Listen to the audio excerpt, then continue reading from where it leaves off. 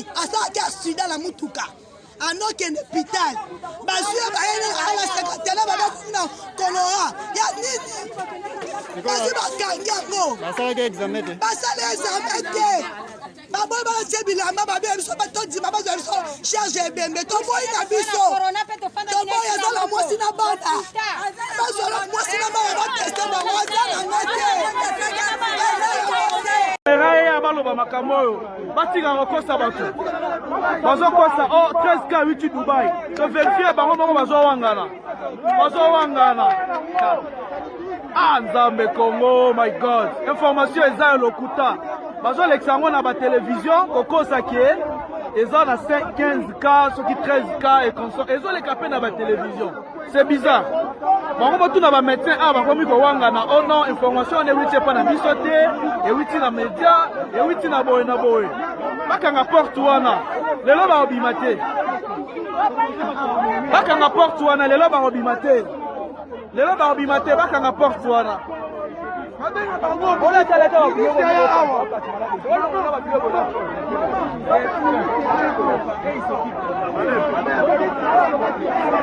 ça n'a pas de sens, pas un jour de plus.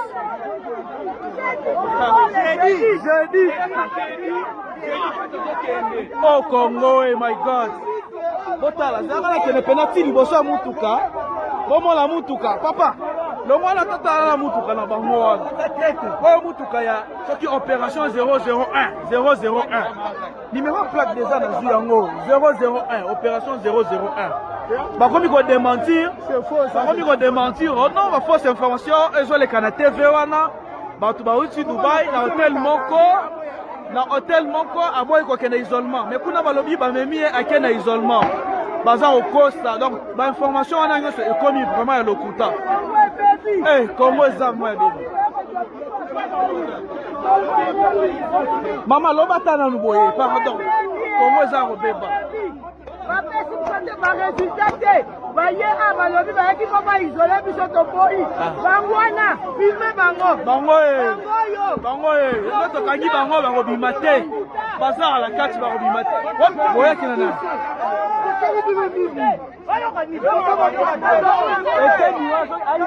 Eteni soki eteni aya bakata ye eteni lisusu akoma namu Nzambe na ngai mon Dieu. Ici à cinquantenaire, ça c'est madame, c'est la conseillère des ministres. Nous avons le DIRCAB, nous avons les gens, le DIRCABA, voilà. Nous avons aussi les gens de cinquantenaire qui sont ici. Nous sommes tous les gens qu'on nous a pris comme des gens de coronavirus. Mais moi personnellement je n'en ai pas, je le dis. Je le dis, je me porte bien. Là je suis en train de m'exprimer. Personne ne peut pas me dire le contraire que non, j'étais malade, tout ça, non. Ça fait plus de 2 semaines que je suis confiné ici. Regardez, je vous ai bien montré. Toutes les fenêtres sont vissées. Toutes les fenêtres sont vissées. Il n'y a pas de médecins qui viennent nous consulter. Tout ça. Moi, je dois désinformer. Si on vous informe des choses, ce sont des faussetés. Moi, je vous le dis. Comment vous êtes dans cet environnement? Je vous le dis tout ça. Moi, aujourd'hui, je vais sortir. Je vais aller me confiner moi-même. Je vais me soigner moi-même. C'est tout. Moi, je vais sortir aujourd'hui. Comme il n'y a pas de résultats, je vais sortir aujourd'hui. Je n'en ai pas. Maman, moi j'ai assez. J'ai n'en ai pas somba Kezali. Non. J'ai dépensé mes propres frais. Non, je vous filme tous. Comme vous me filmez, moi aussi je vous filme. Je vais mettre sur les réseaux sociaux. Oui. Comme ça, vous pouvez des informations, vous bandez au sabat. Mettez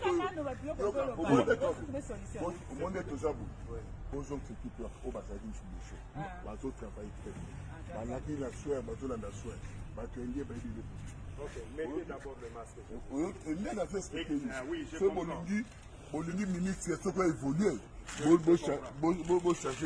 Protégez-vous d'abord. Moi, je sors aujourd'hui. Là, je vous informe. Nazobi Malelo, Nakende. Faut ça fait plus d'une semaine, le résultat exact, tout ça. Non. Bah, comme il n'a pas fait la bango, ta santé évolue. Oui, eux, ils vont s'asseoir. Mais moi, je vais sortir aujourd'hui. J'attends mon fils sur le Bazou Nakende. Non, bino bokende bozela bango menga na kozela te. Non, non, non, non. Comment vous avez médiatisé bilo quand on a battu non.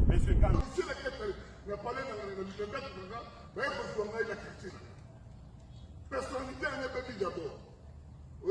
Personne ne va respecter au Tini, ma police, ma police, ma question. La respect, la pas si respect, mais il y a vous êtes là, vous avez le conseil des actes.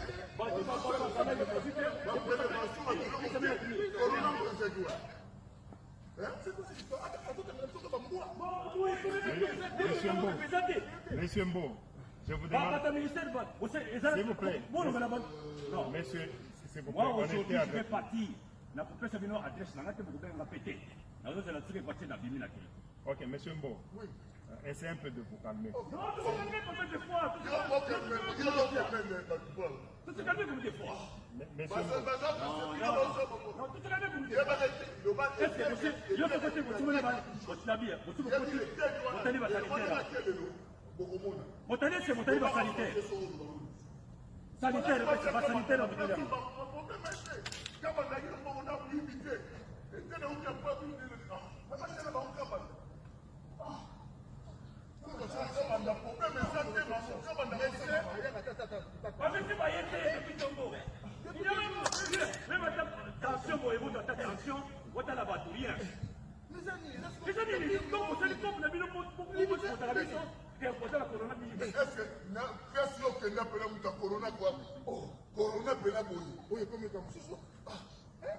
S'il vous plaît, monsieur Mbo, vous m'avez posé un problème, c'est pour cela que je suis venu. D'accord. Hein?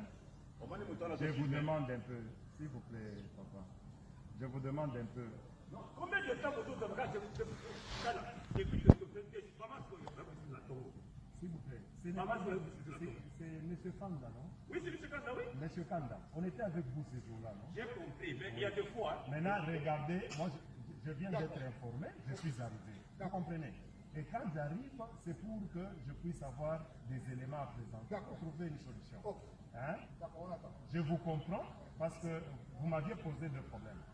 Il y a le problème de prise, hein, des tensions, saturation et consort. Et puis le deuxième problème, c'est le problème des résultats. Voilà. Maintenant, donnez-moi le temps. Je comprends notre fait. Donnez-moi le temps pour question de résultats.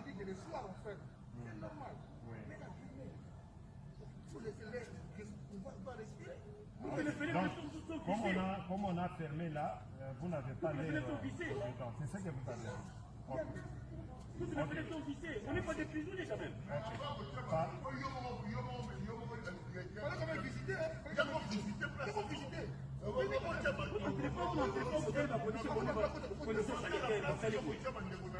Donnez-moi Votre ministère de la Santé, votre bango, vous préférez votre zone indien.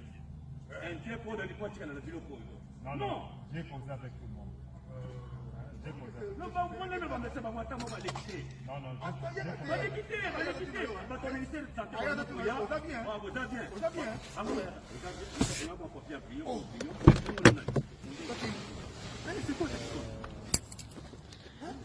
Bonjour. Bonjour. Nga na permettre na filmer exprès. Non. Yoka. To sola bien.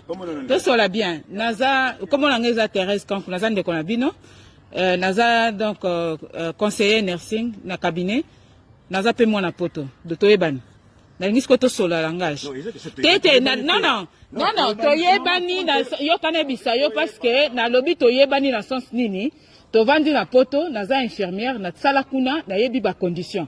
On a lobi, toyebani mboka, na ndenge fonctionnaka, tozape ba na Congo toyebani, ya on a lingi to sur la langage normal. Peu importe, il n'a pas comprendre, frustration, ndenge boza nango, mais, ce qui n'a lobi que, boza ba na poto, eza na sens na memabino na niveau ya évolution, niveau ya culture, ya compréhension, parce que na poto toyoko la rappel makam. Revendication na bino, il faut bo structurer ango. Kobeta kobuka ezolakisa kwa neti batu moko baza instable et pourtant vous êtes instabilité ngana vandi na kasi nazo kama kamuna bino bozolo siko muto ali ko comprendre bino te aza ko enregistrer kaka le scène alors ils ont même incompréhension structurer demande na bino revendication na bino liboso na côté na kati na yoki ezanine bakotisi biso, les conditions n'est pas confortable. C'est ça, hein? La deuxième des choses, basali biso ba test, tozu résultat te.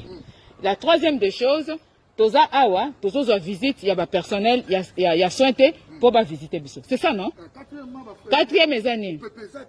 Bon, Philippe, nous c'est déjà vissé, hein? Nous c'est déjà vissé. Loba malembe, papa, loba malembe. Parce que, obitan, ozo ba makasi, hein? Ezo bim, le fit, que déjà, oza malade. Non, nazo le bango parce que la relaxa ministre, pour yende mutu, parce que yende mutu, a fait la solution. Parce que, oibili comme la zone. Loba, ngana a combattu avec. Voilà, Loba. Je connais. Azo, ayoka yemoko. Pas démissionné.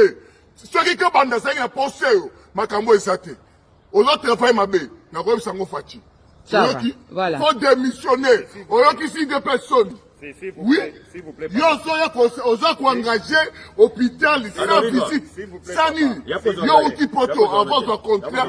Non, non, Loba, ça c'est un bête. Yo n'est la lobby aux autres engagements, on va signer contre un mouton. Faut que la condition que tu as bandé qu'on a yo, aux autres tu as bandé. Yango likam obi kam pour na zolo ba yo kana bisayo moni so na solo na bango bango ba cabinet la poto odi azana cabinet la poto so ito tchaka ka banda makambo de puisque ça fait 3 fois zana na kimia to trouver une solution ko bimana no te zala na te tozo obligé au terrain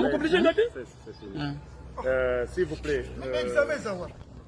zela tozo téléphoner Monsieur Mbo, j'ai pris vos doléances par rapport aux résultats que vous attendez. Monsieur Michaud, hein, j'apprends que vous avez des contacts privilégiés avec le gouverneur. Maintenant, par rapport à votre attitude, ça ne les honore pas non plus. Alors, ce que je vous demande, d'abord, quand vous êtes dans ces conditions ici, vous êtes un suspect. Alors, un suspect, prenez des dispositions d'abord pour vous protéger vous-même et protéger l'environnement. Si vous aimez Fachi, si vous êtes un combattant de l'UDPS, je pense que vous ne pouvez, s'il vous plaît, je pense que vous ne pouvez pas combattre votre propre. Vous avez,